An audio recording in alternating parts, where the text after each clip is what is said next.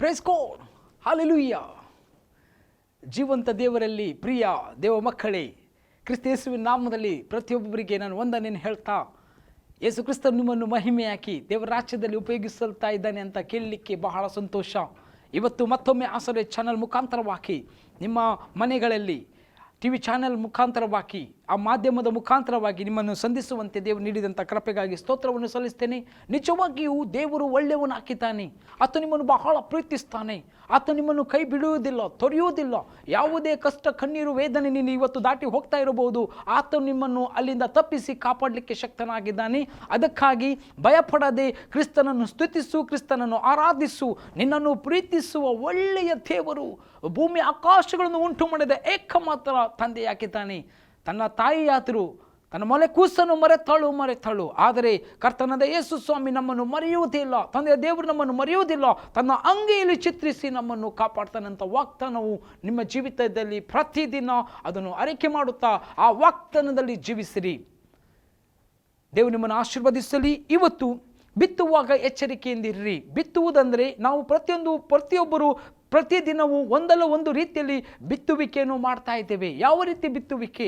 ಒಬ್ಬ ಬೀಜವನ್ನು ಬಿತ್ತಲಿಕ್ಕೆ ಹೋಗುವಾಗ ಯಾವ ನೆಲದಲ್ಲಿ ಬಿತ್ತು ಅದನ್ನು ನಾವು ಗಮನಿಸಿಕೊಳ್ಬೇಕು. ಇವತ್ತು ನಾವು ಮಾತನಾಡುವ ಅಥವಾ ನಮ್ಮ ಸ್ವಭಾವ, ನಮ್ಮ ಆಲೋಚನೆ, ನಮ್ಮ ನೋಟ, ನಮ್ಮ ಕಾರ್ಯ, ನಾವು ಹೋಗುವಂಥ ದಾರಿಯನ್ನು ನಾವು ಯಾವಾಗಲೂ ಅದನ್ನು ಸರಳವಾದ ಮಾರ್ಗದಲ್ಲಿ, ಕ್ರಿಸ್ತನ ಮಾರ್ಗದಲ್ಲಿ ಅದು ಪರೀಕ್ಷಿಸಿದವರಾಗಿ ನಡೆಯುವವರಾಗಿರಬೇಕು. ಸುಮ್ಮನೆ ಯಾರು ಹೇಳ್ತಾರಂತ ಹೇಳಿಕೊಂಡು ಏನೋ ಕಣ್ಣು ಮುಚ್ಚಿಕೊಂಡು ನಡೆಯುವವರಾಗಿರದೆ ಬೇರೆಯೋ ಸಭೆಯ ಥರ ನಾವು ಯಾವಾಗಲೂ ವಚನವನ್ನು ಪರೀಕ್ಷಿಸಿ ಆ ವಚನದಂತೆ ನಡೆಯುವವರಾಗಿರಬೇಕು. ಕೊನೆಯ ಕಾಲವಾಗಿದೆ. ಯಾರು ಏನೋ ಒಂದು ಬಿತ್ತಿತ್ತಾನೆ ಅದನ್ನೇ ನಾವು ಕೈಗೊಳ್ಳುವುದಲ್ಲ. ವಾಕ್ಯದಲ್ಲಿ ಅದು ಬರೆಯಲ್ಪಟ್ಟಿದೆಯೋ, ಆ ವಾಕ್ಯಕ್ಕೆ ಅದು ಸರಿಯಾಗಿದೆಯೋ. ಕೆಲವೊಮ್ಮೆ ಏನಾಗ್ತದೆ ಅಂದರೆ ಯಾವುದೇ ಒಂದು ವಾಕ್ಯದಲ್ಲಿ ಇರ್ತದೆ, ಅದರ ಮೇಲೆ ಕೆಳಗೆ ಒಳಗೆ ಅಥವಾ ಅದರ ಒಂದು ಹಿನ್ನೆಲೆ ಇಲ್ಲದೆ ಕೆಲವರು ಏನೆಲ್ಲ ಹೇಳಿಬಿಡ್ತಾರೆ. ನಂಬುವಾಗ ಎಚ್ಚರಿಕೆಯಿಂದ ಅದನ್ನು ನಾವು ಗಮನ ಕೊಟ್ಟು ಅದನ್ನು ಪರೀಕ್ಷಿಸಿ, ಅದನ್ನು ವಿವೇಚಿಸಿ, ಸತ್ಯವನ್ನು ಪರೀಕ್ಷಿಸಿದ ಮೇಲೆ ಕರೆಕ್ಟಾಗಿ ಅದನ್ನು ಗ್ರಹಣ ಅಥವಾ ಅದನ್ನು ನಿಮ್ಮ ಒಳಗಡೆ ತಕ್ಕೊಳ್ಳಿರಿ. ವಾಕ್ಯವನ್ನು ದೇವರು ನಿಮ್ಮನ್ನು ಆಶೀರ್ವದಿಸಲಿ. ಇವತ್ತು ನಾವು ವಾಕ್ಯದಲ್ಲಿ ಮಾತನಾಡುವ ಮುಂಚಿತವಾಗಿ ಪ್ರಾರ್ಥನೆ ಮಾಡುವ. ಕರ್ತನೇ, ನಿನಗೆ ಸ್ತೋತ್ರವಾಗಲಿ. ವಿಶೇಷವಾಗಿ ತಂದೆ ದೇವರೇ, ಈ ವಾಕ್ಯಗಳ ಮುಖಾಂತರ ಮಾತನಾಡು. ನಿನ್ನೆ ಮಹಿಮೆ ಹೊಂದು. ನಿನ್ನ ವಾಕ್ಯಗಳು ಇಲ್ಲಿ ಪ್ರಸಾರವಾಗಲಿ. ಮನುಷ್ಯರ ಆಲೋಚನೆ ಬೇಡ. ನಾನು ತಗ್ಗಿಸಿಕೊಳ್ತಾ ಇದ್ದೀನಿ. ಯೇಸು ಕ್ರಿಸ್ತ ನಾಮದಲ್ಲಿ ಪವಿತ್ರಾತ್ಮ ದೇವ ಕಾರ್ಯ ಮಾಡಿರಿ. ಮಹಿಮೆಯಾಗಿ ನಡೆಸು. ಯೇಸುವಿನ ನಾಮದಲ್ಲಿ ಜೀವ ತಂದೆ, ಆಮೇನ್. ನೋಡಿ, ಇವತ್ತಿನ ವಚನ ಗಲಾತ್ಯದವರಿಗೆ ಬರೆದಂತಹ ಪತ್ರಿಕೆಯಲ್ಲಿ 6ನೇ ಅಧ್ಯಾಯ ವಾಕ್ಯ 8ರಿಂದ 10 ತನಕ ನಾನು ಓದಿಕೊಳ್ತೀನಿ. ತನ್ನ ಶರೀರ ಭಾವವನ್ನು ಕುರಿತು ಬಿತ್ತುವವನು ಆ ಶರೀರ ಭಾವದಿಂದ ನಾಶನವನ್ನು ಕೊಯ್ಯುವನು. ಆತ್ಮನನ್ನು ಕುರಿತು ಬಿತ್ತುವವನು ಆತ್ಮನಿಂದ ನಿತ್ಯ ಜೀವವನ್ನು ಕೊಯ್ಯುವನು. ಕರೆಕ್ಟಾಗಿ ಅರ್ಥ ಮಾಡ್ಕೊಳ್ರಿ. ಇವತ್ತು ನೀನು ಯಾವ ರೀತಿಯಾಗಿ ಜೀವಿಸ್ತಾ ಇದ್ದೀ ಲೋಕದಲ್ಲಿ? ಶರೀರದಲ್ಲಿ ಇದೆಯೋ, ಆತ್ಮದಲ್ಲಿ ಇದೆಯೋ? ಶರೀರ ಅಂದರೆ ಅಷ್ಟೇ. ಯಾರ್ಯಾರು ಯೇಸು ಕ್ರಿಸ್ತನನ್ನು ತನ್ನ ಸ್ವಂತ ರಕ್ಷಕನಾಗಿ ಅಂಗೀಕರಿಸಲಿಲ್ಲವೋ ಅಥವಾ ಆತನನ್ನು ದೇವರಂತ ಒಪ್ಪಿಕೊಳ್ಳಲಿಲ್ಲವೋ, ಆತನನ್ನು ತನ್ನ ಜೀವಿತದಲ್ಲಿ ಸ್ವೀಕರಿಸಿಕೊಳ್ಳಲಿಲ್ಲವೋ ಅವರೆಲ್ಲರೂ ಇನ್ನೂ ಶರೀರದಲ್ಲಿದ್ದಾರೆ. ಶರೀರದ ಕುರಿತು ಬಿತ್ತುತ್ತಾ ಇದ್ದಾರೆ. ಅಷ್ಟೇ ಅಲ್ಲ, ಕೆಲವರು ಯೇಸು ಕ್ರಿಸ್ತನನ್ನು ನಂಬಿದ್ದಾರೆ, ಆದರೂ ಕೂಡ ತನ್ನ ಶಾರೀರಿಕ ಸ್ವಭಾವವನ್ನು ಬಿಡಲಿಕ್ಕಾಗದೆ ಶರೀರದ ಮುಖಾಂತರ ಬಿತ್ತುವವನು, ಅಂದರೆ ಮಾತುಗಳನ್ನು ಹಾಕಲಿ, ನೋಟಗಳಲ್ಲಾಗಲಿ, ಕಾರ್ಯಗಳಲ್ಲಾಗಲಿ ಆತನು ಬಿತ್ತುವಂತಹ ಸಂಗತಿಗಳು ಆತನು ಅಥವಾ ಅವಳು ಎಚ್ಚರವಾಗಿರಬೇಕು. ಯಾಕಂದರೆ ತನ್ನ ಶರೀರ ಭಾವದಿಂದ ಬಿತ್ತುವವನು ಶರೀರ ಭಾವದಿಂದ ನಾಶನವನ್ನು ಕೊಯ್ಯುವನು. ಶರೀರ ಭಾವದ ಕರ್ಮಗಳು ಅದು ಮರಣವಾಗಿದೆ. ಆತ್ಮದ ಕರ್ಮಗಳು, ಆತ್ಮದ ಒಂದು ಬಿತ್ತುವಿಕೆ ಅದು ಜೀವವಾಗಿದೆ. ಅರ್ಥ ಮಾಡಿಕೊಳ್ಳ್ರಿ. ಇಲ್ಲಿ ಆತ್ಮವನ್ನು ಕುರಿತು ಬಿತ್ತುವವನು ಆತ್ಮನಿಂದ ನಿತ್ಯ ಜೀವವನ್ನು ಕೊಯ್ಯುಕೊಳ್ಳುವನು. ಇಲ್ಲಿ ಕರೆಕ್ಟಾಗಿ ಕೊಯ್ಯುವನು ಅಂತ ಬರೆಯಲ್ಪಟ್ಟಿದೆ. ಆತ್ಮದಿಂದ ಬಿತ್ತುವಬೇಕು.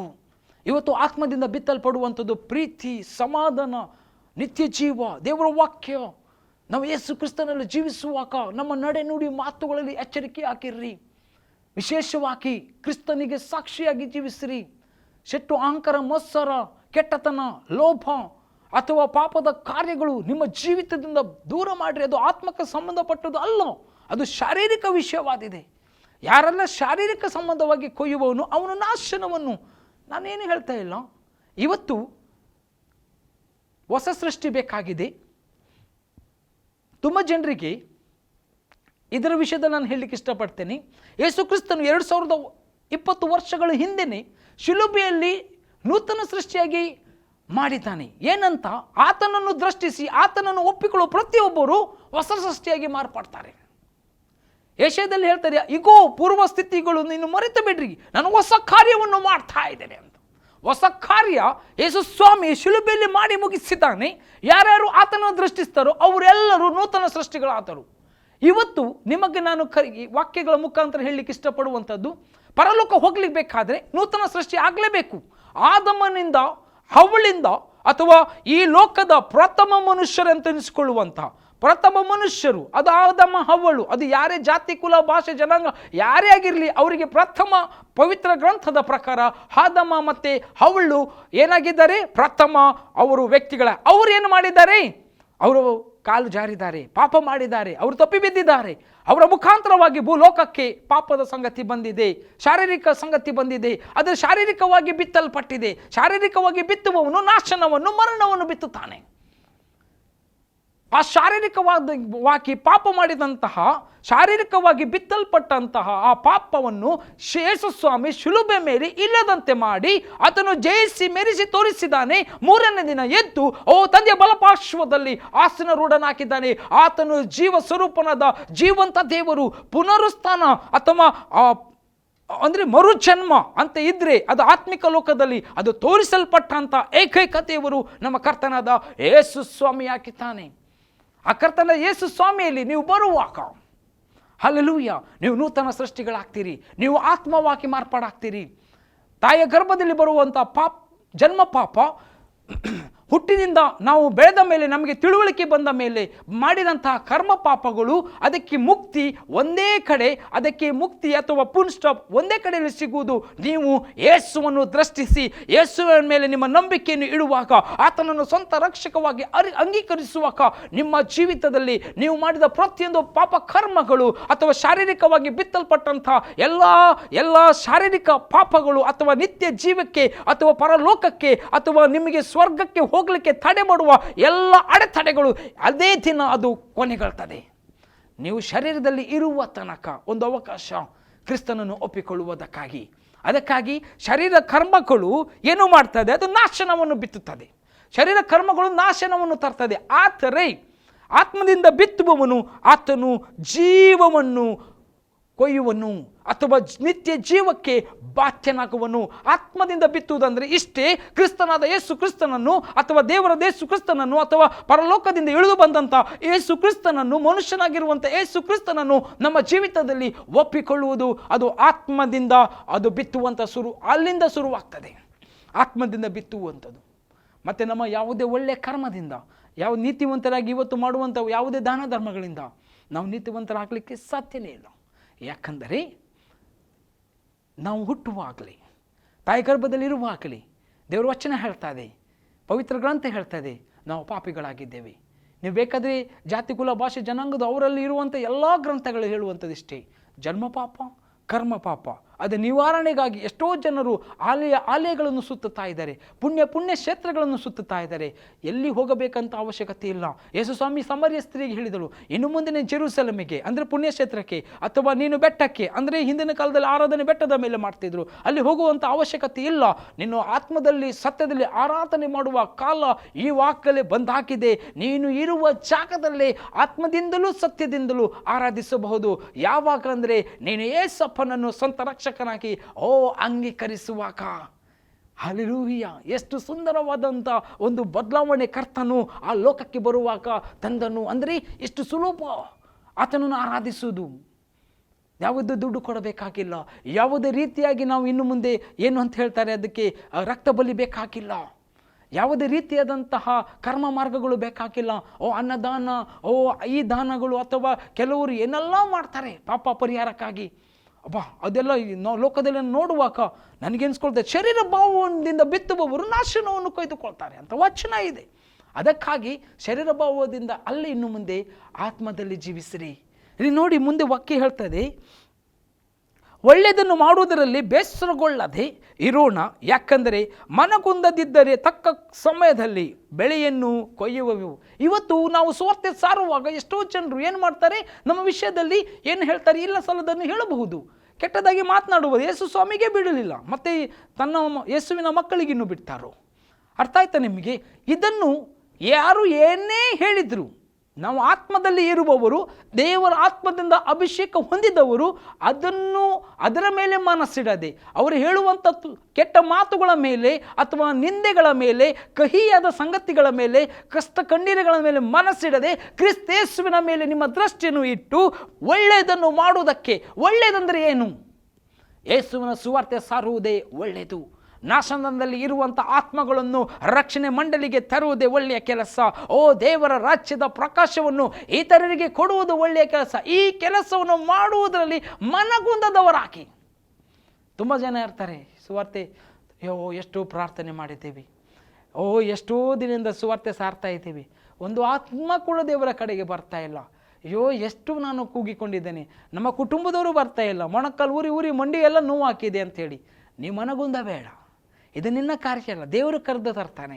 ಯೇಸು ಕ್ರಿಸ್ತನು ತರುವಾಗ ನೀನು ನೆನೆಸಿಕೊಳ್ಳಿಕ್ಕಾಗೋದಿಲ್ಲ. ಒಬ್ಬನು ಕೂಡ ನಾಶವಾಗಬಾರದು, ದೇವರ ಚಿತ್ತನೇ ಅಲ್ಲ ಅದು.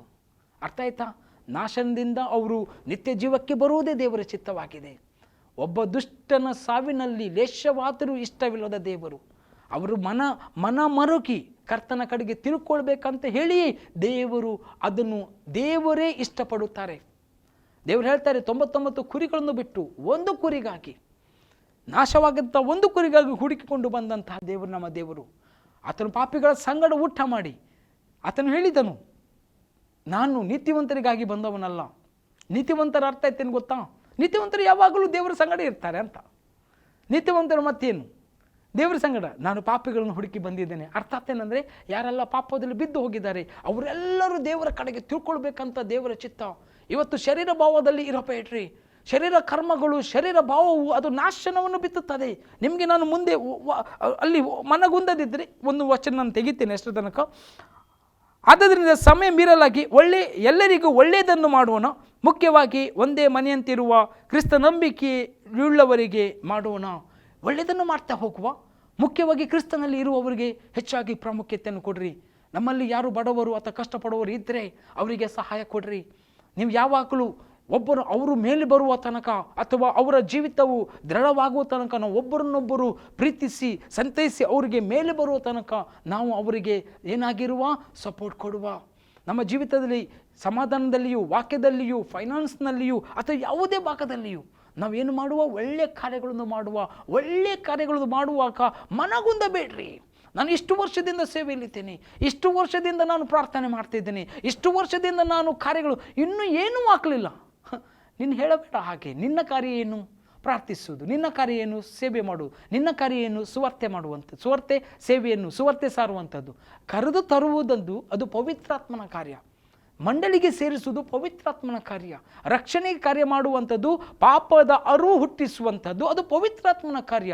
ನೀತಿಯ ವಿಷಯದಲ್ಲಿ ಅರಿವು ಹುಟ್ಟಿಸುವಂಥದ್ದು ಪವಿತ್ರಾತ್ಮನ ಕಾರ್ಯ. ನ್ಯಾಯ ತೀರ್ಪಿನ ವಿಷಯದಲ್ಲಿ ಅರಿವು ಹುಟ್ಟಿಸುವುದು ಅದು ಪವಿತ್ರಾತ್ಮನ ಕಾರ್ಯ. ಒಂದು ಸಲ ಅವನಿಗೆ ಪಾಪಿ ಅಂತ ಗೊತ್ತಾದರೆ ಆತನಿಗೆ ಗೊತ್ತಾಗ್ತದೆ, ನನ್ನಲ್ಲಿ ನೀತಿ ಇಲ್ಲ ಅಂತ. ನಂತರ ಆತನು ಕ್ರಿಸ್ತನ ಒಪ್ಪಿಕೊಂಡ ಮೇಲೆ ಆತನು ನೀತಿವಂತನಾಗ್ತಾನೆ. ಅವನಿಗೆ ಗೊತ್ತಾಗ್ತದೆ, ಒಂದು ದಿನ ನ್ಯಾಯ ತೀರ್ಪು ಇದೆ, ಅದನ್ನು ತಪ್ಪಿಸಿಕೊಳ್ಳಬೇಕಾದ್ರೆ ಈ ಭೂಲೋಕದಲ್ಲಿ ಕ್ರಿಸ್ತನ ಸೇವೆ ಮಾಡಿ ಅಥವಾ ಯೇಸಪ್ಪನ ಪಾದಗಳನ್ನು ಹಿಡಿದುಕೊಂಡೇ ಮೇಲೆ ಬರಬೇಕು ಅಂತ. ಅದು ಪವಿತ್ರಾತ್ಮನು ಅವನಲ್ಲಿ ಮಾಡ್ತಾನೆ. ಬೈ ಫೋರ್ಸ್ ಏನೂ ಮಾಡಲಿಕ್ಕಾಗೋದಿಲ್ಲ. ಯಾರನ್ನು ಕೂಡ ಫೋರ್ಸ್ ಮಾಡಲಿಕ್ಕೆ ಸಾಧ್ಯನೇ ಇಲ್ಲ. ಒಬ್ಬನು ಕ್ರಿಸ್ತನ ಕಡೆಗೆ ತಿಳ್ಕೊಳ್ಬೇಕಾದ್ರೆ ಆತನಿಗೆ ಮಾನಸಾಂತರ ಬೇಕೇ ಬೇಕು. ರಿಪೆಂಟೆನ್ಸ್ ಅಂತ ಹೇಳ್ತಾರೆ. ಆ ರಿಪೆಂಟೆನ್ಸ್ ಆಗುವಾಗ, ಮಾನಸಾಂತರ ಆಗುವಾಗ ಅವನೇ ಅಥವಾ ಅವಳು ಕಣ್ಣೀರಿಂದ ಸೇವೆ ಮಾಡುವಂಥದ್ದು ನಾವು ಕಣ್ಣಾರೆ ನೋಡುವವರಾಗಿದ್ದೇವೆ. ನಿಮ್ಮ ಕುಟುಂಬದಲ್ಲಿ, ನಿಮ್ಮ ಸಭೆಯಲ್ಲಿ, ನಿಮ್ಮ ಊರಿನಲ್ಲಿ ರಕ್ಷಣೆ ಬರಲಿಲ್ಲ ಅಂತ ಚಿಂತೆ ಮಾಡಬೇಡ್ರಿ. ಮನಗುಂದದೆ ನೀವು ದೇವರ ಸೇವೆಯನ್ನು ಮಾಡುತ್ತಾ ಮುಂದೆ ಹೋಗ್ರಿ. ಖಂಡಿತವಾಗಿ ದೇವರು ದೊಡ್ಡ ಕಾರ್ಯವನ್ನು ಭಾರತ ದೇಶದಲ್ಲಿ, ನಮ್ಮ ಊರಿನಲ್ಲಿ, ನಮ್ಮ ಜಿಲ್ಲೆಯಲ್ಲಿ, ನಮ್ಮ ತಾಲೂಕಿನಲ್ಲಿ ಮಾಡುವಾತನಾಗಿದ್ದಾನೆ. ಇದನ್ನು ಒಪ್ಪುವವರು ಎಲ್ಲರೂ ಗಟ್ಟಿಯಾಗಿ ಆಮೆನ್ ಅಂತ ಹೇಳಿರಿ. ಹಾಲೆಲೂಯಾ. ದೇವರು ಒಳ್ಳೆಯ ಕಾರ್ಯವನ್ನು ಮಾಡುವಾತನಾಗಿದ್ದಾನೆ. ಅದಕ್ಕೆ ಶರೀರ ಭಾವದಿಂದ ಇನ್ನು ಬಿತ್ತಬೇಡ್ರಿ. ಸಿಟ್ಟು, ಅಹಂಕಾರ, ಮತ್ಸರ, ಕಾಲಿ ಇಳಿಯುವಂಥ ಹೊಟ್ಟೆ ಕಿಚ್ಚು ಅದನ್ನೆಲ್ಲ ತ್ಯಜಿಸಬೇಡ್ರಿ. ಕ್ರಿಸ್ತ ಯೇಸುವಿನ ಮನಸ್ಸು ನಿಮ್ಮಲ್ಲಿ ಉಂಟಾಗಲಿ. ಪಾಪದ ಕಾರ್ಯಗಳನ್ನು ದೂರ ಮಾಡಿರಿ. ಲೋಕದಲ್ಲಿ ಈ ವಾಕ್ ನಮಗೆ ಎಂಟರ್ಟೈನ್ಮೆಂಟ್ಗಳು ಅಥವಾ ಎಲ್ಲ ಶಾರೀರಿಕವಾದಂಥ ಕಣ್ಣಿನ ಆಸೆ, ಬದುಕು ಬಾಳಿನ ಡಂಬ, ಈ ವಾಕ್ ಬಹಳವಾಗಿ ನಮ್ಮ ಎದುರುಗಡೆ ತೋರಲ್ಪಡ್ತಾ ಇದೆ. ಅದನ್ನು ಮೆಟ್ಟಿ ನಿಲ್ಲಿರಿ. ಪ್ರಾರ್ಥನೆಯೊಂದಿಗೆ ಜಯಿಸ್ತಾ ಮುಂದೆ ಹೋಗಿರಿ. ನಾನು ನಿಜವಾಗಿ ಹೇಳ್ತಾ ಇದ್ದೀನಿ, ದೇವರು ನಿಮ್ಮ ಜೀವಿತದಲ್ಲಿ ದೊಡ್ಡ ಕಾರ್ಯವನ್ನು ಮಾಡುವತನಾಗಿದ್ದಾನೆ.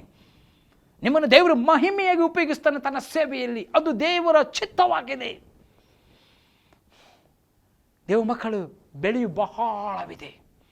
ಖಂಡಿತವಾಗಿ ಆ ಬೆಳೆ ತಕ್ಕ ಕಾಲದಲ್ಲಿ ದೇವರು ಕೊಯ್ಲಿಕ್ಕೆ ಒಂದು ಅಭಿಷೇಕದ ಮಳೆಯನ್ನು ಖಂಡಿತವಾಗಿ ಆತನು ಸುರಿಸುವವನಾಗಿದ್ದಾನೆ.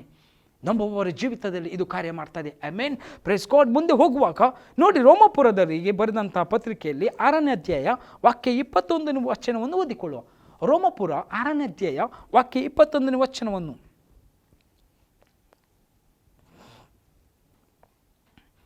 ಆದರೆ ನೀವು ಆಕ ಮಾಡಿದ ಕೃತ್ಯಗಳಿಂದ ನಿಮಗುಂಟಾದ ಫಲವೇನು? ಈಕ ಅವುಗಳ ವಿಷಯದಲ್ಲಿ ನಿಮಗೆ ನಾಚಿಕೆ ಉಂಟಷ್ಟೇ, ಕಡೆಗೆ ಅವುಗಳಿಂದ ಬರುವುದು ಮರಣವಲ್ಲವೇ? 22-23 ಓದಿಬಿಡ್ತೇನೆ. ಈಗಲಾದರೂ ನೀವು ಪಾಪದಿಂದ ಬಿಡುಗಡೆಯನ್ನು ಹೊಂದಿ ದೇವರಿಗೆ ದಾಸರಾಗಿದ್ದೀರಿ. ಪರಿಶುದ್ಧರಾಗುವುದೇ ನಿಮಗೆ ಫಲ, ಕಡೆಗೆ ದೊರೆಯುವಂಥದ್ದು ನಿತ್ಯ ಜೀವ. ಯಾಕೆಂದರೆ ಪಾಪವು ಕೊಡುವ ಸಂಬಳ, ಶರೀರ ಕೊಡುವ ಸಂಬಳ, ಶರೀರದಿಂದ ಬಿತ್ತುವ ಸಂಬಳ ಮರಣ. ದೇವರ ಉಚಿತಾರ್ಥವರವು ನಮ್ಮ ಕರ್ತನಾದ ಯೇಸುವಿನಲ್ಲಿರುವ ನಿತ್ಯ ಜೀವ. ಇಲ್ಲಿ ಕರೆಕ್ಟಾಗಿ ಬರೆಯಲ್ಪಟ್ಟಿದೆ.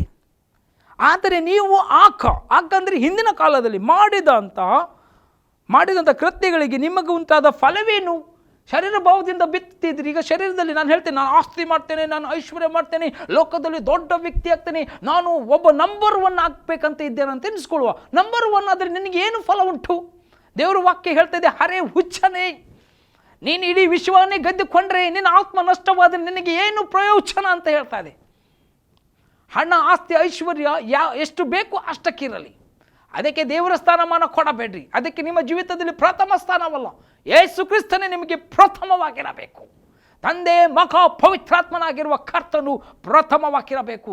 ಇವತ್ತು ಬಹಳ ಜನರು ಲೋಕವನ್ನೇ ದೃಷ್ಟಿಸಿ ಲೋಕದಲ್ಲಿರುವಂಥ, ಅದಕ್ಕೆ ಕ್ರಿಸ್ತನ ಪಾದಗಳ ಕೆಳಗಡೆ ಸಮಸ್ತವನ್ನು ಹಾಕಲ್ಪಟ್ಟಿದೆ ಅಂತ ಕೂಡಲೇ ಕ್ರಿಸ್ತನ ಪಾದಗಳ ಕೆಳಗೆ ನೀವು ಬರುವಂಥದ್ದು ಹಣ, ಆಸ್ತಿ, ಐಶ್ವರ್ಯ, ಚಿನ್ನ, ಬೆಳ್ಳಿ, ಬಂಗಾರವನ್ನು ಕೇಳುವುದಕ್ಕಾಗಿ ಅಲ್ಲ, ನೀವು ಕ್ರಿಸ್ತನನ್ನು ಸಂಪಾದಿಸಿಕೊಳ್ಳುವುದಕ್ಕಾಗಿ. ಆತನ ಅಪ್ರಮೇಯವಾದಂತಹ, ಅದ್ವಿತೀಯವಾದಂತಹ ಆ ಕಾರ್ಯಗಳನ್ನು, ಅದ್ವಿತೀಯವಾದಂತಹ ಆ ಮಹಿಮೆ, ಪರಲೋಕದಲ್ಲಿ ನನಗೆ ನಿನಗೆ ಕೊಡಲ್ಪಟ್ಟ ಮಹಿಮೆ ಎಂಥದ್ದಾಗಿದೆ ಅಂತ ಅದನ್ನು ಗ್ರಹಿಸಿಕೊಳ್ಳುವುದಕ್ಕಾಗಿ ನೀವು ಕ್ರಿಸ್ತನ ಪಾದ ಕೆಳಗಡೆ ಬನ್ನಿರಿ. ಉಳಿದೆಲ್ಲವೂ ದೇವರು ನಿಮಗೆ ಒದಗಿಸುವಾತನಾಗಿದ್ದಾನೆ. ಇವತ್ತು ಹೆಚ್ಚಿನವರು ಕ್ರಿಸ್ತನನ್ನು ಅರಿತುಕೊಳ್ಳುವುದಕ್ಕಿಂತ ಹೆಚ್ಚಾಗಿ ಬೇಕಾದಂಥ ವಾಗ್ದಾನಗಳು, ಆಶೀರ್ವಾದಗಳು ಮಾತ್ರ ಹುಡುಕಿಕೊಳ್ತಾರೆ. ಖಂಡಿತವಾಗಿ ಅದು ತಪ್ಪು ಅಂತ ನಾನು ಹೇಳುವುದಿಲ್ಲ. ಆದರೆ ಪರಲೋಕದಲ್ಲಿ ನಿಮಗೆ ಸಿಗಬೇಕಾದಂಥ ಆಶೀರ್ವಾದಗಳನ್ನು ಕಳ್ಕೊಳ್ಬೇಕು. ನಿಮಗೆ ಈಗ ಶರೀರ ಭಾವದಿಂದ ಬಿತ್ತುವುದು ಏನಾಗಿದೆ ಅಂತ ಹೇಳಿದರೆ ಅದು ಮರಣವಾಗಿದೆ. ಅಲ್ಲಿ ಕರೆಕ್ಟಾಗಿ ಹೇಳ್ತಾ ಇದ್ದೇನೆ. ಕೃತ್ಯಗಳಿಂದ ನಿಮಗೆ ಉಂಟಾದ ಫಲವೇನು? ಈಗ ಶರೀರ ಭಾವದಿಂದ ಬಿತ್ತುವುದರಿಂದ ನಿಮ್ಗೆ ಏನು ಫಲ ಉಂಟಾಗಿದೆ? ಕೊನೆಯಲ್ಲಿ ಅವನು ಹೇಳ್ತಾರೆ, ದಿ ಗ್ರೇಟ್ ಅಲೆಕ್ಸಾಂಡರ್ ಹೇಳಿದ್ದ ಹಾಗೆ, ಕೈಗಳು 2 ಹೊರಗೆ ಹಾಕಿರಿ, ನಾನು ಬರುವಾಗ ಏನು ತಂದಲಿಲ್ಲ, ಹೋಗುವಾಗ ನಾನು ಏನೂ ತಗೊಂಡು ಹೋಗುವುದಿಲ್ಲ. ಅದಕ್ಕಾಗಿ ದೇವ ಮಕ್ಕಳೇ, ಆತ್ಮಿಕ ಸಂಗತಿಗಳಲ್ಲಿ ಲೋಕದ ಸಂಗತಿಗಳನ್ನು ಬೆರೆಸಬೇಡ್ರಿ. ಆತ್ಮಿಕ ಲೋಕದಲ್ಲಿ ನಿಮಗೆ ಪರಲೋಕ ರಾಜ್ಯದಲ್ಲಿ ಮಹಿಮೆಯ ಕಿರೀಟಗಳು, ಪರಲೋಕದ ರಾಜ್ಯದಲ್ಲಿ ಖಂಡಿತವಾಗಿ ದೇವರು ನಿಮಗೆ ಕೊಡಬೇಕಾದಂತಹ ಆ ಫಲಗಳಿಗಾಗಿ ನೀವು ಪ್ರಯತ್ನ ಮಾಡಿರಿ. ಪ್ರತಿದಿನ ಅದಕ್ಕಾಗಿ ಪ್ರಯಾಸ ಪಡ್ರಿ, ಅದಕ್ಕಾಗಿ ಕೆಲಸ ಮಾಡಿರಿ. ನಾಶನದ ಅಂಚಿನಲ್ಲಿರುವ ಎಲ್ಲ ಆತ್ಮಗಳು ಕ್ರಿಸ್ತನ ಕಡೆಗೆ ಬರುವುದಕ್ಕಾಗಿ ಪ್ರತಿದಿನ ನಿಮ್ಮ ಪ್ರಾರ್ಥನೆಯಲ್ಲಿ ಪ್ರತಿ ಗಳಿಗೆ ಅದಕ್ಕಾಗಿ ದೇವರ ಮುಂದೆ ವಿಜ್ಞಾಪನೆ ಮಾಡಿಕೊಳ್ಳ್ರಿ, ಪ್ರಾರ್ಥನೆ ಮಾಡಿಕೊಳ್ಳ್ರಿ. ಅಲ್ಲಿ ಕರೆಕ್ಟಾಗಿ ಹೇಳ್ತಾ ಇದೆ, ಈಗಲಾದರೂ ನೀವು ಪಾಪದಿಂದ ಬಿಡುಗಡೆಯನ್ನು ಹೊಂದಿ ದೇವರಿಗೆ ದಾಸರಾಗಿದ್ದೀರಿ. ದೇವರಿಗೆ ಏನಾಗಿದ್ದೀರಿ? ದಾಸರಾಗಿದ್ದೀರಿ.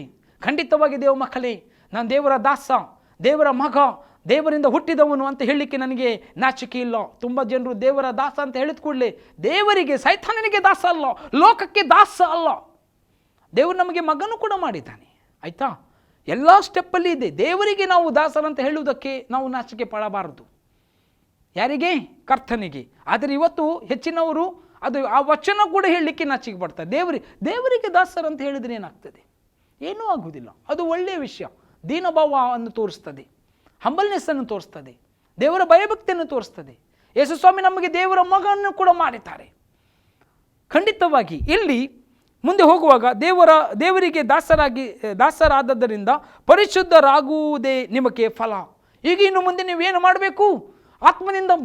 ಆತ್ಮದ ಫಲಗಳನ್ನು ಬಿತ್ತಬೇಕು. ಪ್ರೀತಿ, ಸತ್ಯತೆ, ನಿತ್ಯ ಜೀವ, ಅಥವಾ ಯಾವಾಗಲೂ ನಂಬಿಗಸ್ತರಾಗಿ ನೀತಿವಂತರಾಗಿ ಜೀವಿಸುವಂಥದ್ದು, ಇದು ಪ್ರಮುಖವಾದದ್ದು. ಮುಂದೆ ಹೋಗುವಾಗ ಕಡೆಗೆ ದೊರೆಯುವಂಥದ್ದು ನಿತ್ಯ ಜೀವ.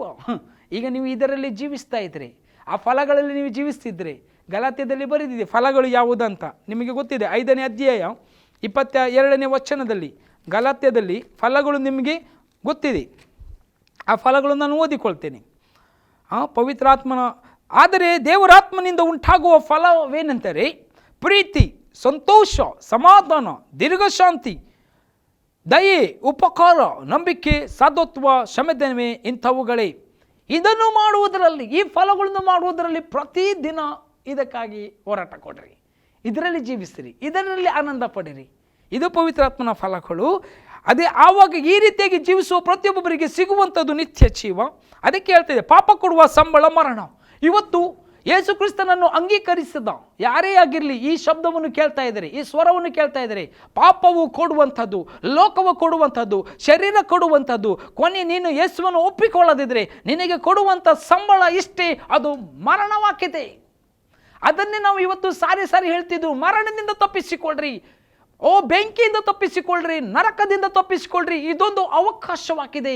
ದೇಹದಲ್ಲಿ ಇರುವ ತನಕ ನಿನಗೆ ಅವಕಾಶ ಉಂಟು. ಅದು ಬಿಡಿಸುವಂಥದ್ದು, ಅದರಿಂದ ಬಿಡುಗಡೆ ಕೊಡುವವನು, ಅದರಿಂದ ಮೇಲೆತ್ತುವವನು ಬೇರೆ ಯಾರೂ ಅಲ್ಲ, ಅದು ಕರ್ತನಾದ ಯೇಸು ಸ್ವಾಮಿ ಆಗಿದ್ದಾರೆ.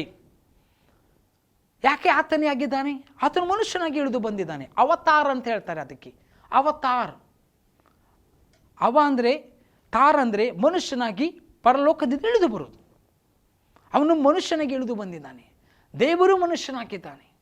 ಅವನು ನಮ್ಮ ಪಾಪಗಳಿಗಾಗಿ, ನಮ್ಮ ಕಷ್ಟಗಳಿಗಾಗಿ, ನಮ್ಮ ಶಾಪಗಳಿಗಾಗಿ, ನಮ್ಮ ಬೆಂಕಿಗಾಗಿ, ನಮ್ಮಿಂದ ನರಕದ ತಪ್ಪಿಸುವುದಕ್ಕಾಗಿ, ಅಂದರೆ ನಮ್ಮ ಮೇಲಿರುವಂಥ ಬೆಂಕಿಯನ್ನು ಆತನ ಹೊತ್ತುಕೊಂಡು ಶಿಲುಬೆಯಲ್ಲಿ ಇಲ್ಲದಂತೆ ಮಾಡಿ ಆತನು ಪುನರುತ್ಥಾನನಾಗಿ ಮನುಜನ್ಮವನ್ನು ಹೊಂದಿ ಪರಲೋಕದಲ್ಲಿ ಏರಿ ಹೋಗಿ ತಂದೆಯ ಬಲಪಾರ್ಶ್ವದಲ್ಲಿ ಆಸೀನರೂಢನಾಗಿದ್ದಾನೆ. ಈ ಸಂದೇಶವನ್ನು ಕೇಳುವ ಪ್ರತಿಯೊಬ್ಬರಿಗೆ ನೀನು ಸಾಯುವುದೇ ಇಲ್ಲ. ಯಾಕಂದರೆ ಯೇಸುವನ್ನು ನಂಬುವ ಪ್ರತಿಯೊಬ್ಬರು ನಿತ್ಯ ಜೀವವನ್ನು ಹೊಂದುತ್ತಾನೆ. ಇಲ್ಲಿ ಕರೆಕ್ಟಾಗಿ ಬರೆದಿದೆ, ಪಾಪವು ಕೊಡುವ ಸಂಬಳ ಮರಣ. ಇವತ್ತು ಮರಣದಲ್ಲಿ ಇದ್ದೀಯೋ ನೀನು, ಅಥವಾ ನಿತ್ಯ ಜೀವದಲ್ಲಿದ್ದಿ, ಇದು ಇವತ್ತು ನಿನಗೆ ಬಿಟ್ಟದ್ದು. ಅದು ನಿಮ್ಮ ಕುಟುಂಬದಲ್ಲಿ ತಂದೆ, ತಾಯಿ, ಅಣ್ಣ, ತಮ್ಮ, ಸೋದರ, ಹೆಂಡತಿ, ಗಂಡ ಯಾರೇ ಇರಬಹುದು. ಅದು ಆತ್ಮದ ರಕ್ಷಣೆ ನಿನ್ನ ವೈಯಕ್ತಿಕವಾಗಿದೆ. ಇದು ಕರೆಕ್ಟಾಗಿ ಅರ್ಥ ಮಾಡಿಕೊಳ್ಳ್ರಿ. ಆತ್ಮದ ರಕ್ಷಣೆ ನನ್ನ ವೈಯಕ್ತಿಕ. ನನ್ನ ಅಣ್ಣ, ನನ್ನ ಕುಟುಂಬ ನಂಬದಿದ್ರೆ ಅದು ನನಗೆ ಸಂಬಂಧಪಟ್ಟಿದ್ದಲ್ಲ. ನನ್ನ ಆತ್ಮರಕ್ಷಣೆ ಆಗಬೇಕಾದ್ರೆ ನಾನು ನಂಬಬೇಕು. ನನ್ನ ಕುಟುಂಬದಲ್ಲಿ ಎಲ್ಲರೂ ನಂಬ್ತಾರೆ. ನಾನು ಎಕ್ಸಾಂಪಲ್ ಆಗಿ ಹೇಳಿದ್ದು, ಎಲ್ಲರಿಗೂ ಮಗನಾಗಲಿ ಮಗಳಾಗಲಿ, ತಂದೆಯಾಗಲಿ ತಾಯಿಯಾಗಲಿ, ಹೆಂಡತಿ ಗಂಡ, ಅಜ್ಜ ಅಜ್ಜಿ ಯಾರೇ ಆಗಿರಬಹುದು ನಿಮ್ಮ ಕುಟುಂಬದಲ್ಲಿ, ಅವರಿಗೆ ಅದು ವೈಯಕ್ತಿಕವಾದದ್ದು. ಅವರವರ ಹಾಕಿ ಕ್ರಿಸ್ತನ ಮೇಲೆ ನಂಬಿಕೆ ಇಡಬೇಕು. ಇಲ್ಲವಾದರೆ ಅವರ ಆತ್ಮದ ನಷ್ಟಕ್ಕೆ ಅವರೇ ಕಾರಣಕರ್ತರಾಗ್ತಾರೆ. ಸುವಾರ್ತೆ ಅದು ಇಬ್ಬಾಯಿ ಕತ್ತಿದ್ದ ಹಾಗೆ, ಹೇಳುವವನಿಗೆ ಕೇಳುವವನಿಗೂ ಕೀಲಾತ್ಮ ಪ್ರಾಣ ಮಚ್ಚೆಗಳನ್ನು ತೋರುವಷ್ಟು ಅದು ಬಲವುಳ್ಳದಾಗಿದೆ. ಕೇಳುವವನ ಜೀವಿತದಲ್ಲಿ ಕಾರ್ಯ ಮಾಡ್ತಾ ಇದೆ.